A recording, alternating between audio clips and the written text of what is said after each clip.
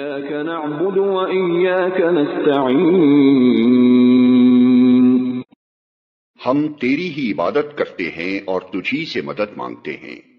عبادت کا لفظ بھی عربی زبان میں 3 معنوں میں استعمال ہوتا ہے۔ 1 پوجا اور پرستش، 2 طاعت اور فرمانبرداری، 3 بندگی اور غلامی۔ اس مقام پر تینوں معنی بیک وقت مراد ہیں، یعنی ہم تیرے پرستار بھی ہیں، مطیع فرمان بھی اور بندہ و غلام بھی۔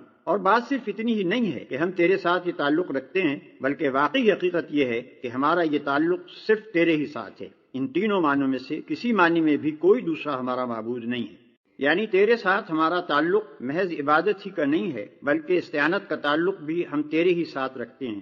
ہمیں معلوم ہے کہ ساری کائنات کا رب تو ہی ہے، اور ساری طاقتیں تیرے ہی ہاتھ میں ہیں، اور ساری نعمتوں کا تو ہی اکیلا مالک ہے۔ اس لیے ہم اپنی حاجتوں کی طلب میں تیری طرف ہی رجوع کرتے ہیں، تیرے ہی آگے ہمارا ہاتھ پھیلتا ہے، اور تیری مدد ہی پر ہمارا اعتماد ہے۔ اسی بنا پر ہم اپنی یہ درخواست لے کر تیری خدمت میں حاضر ہو رہے ہیں۔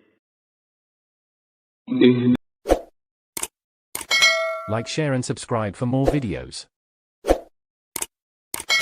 Like, share and subscribe for more videos.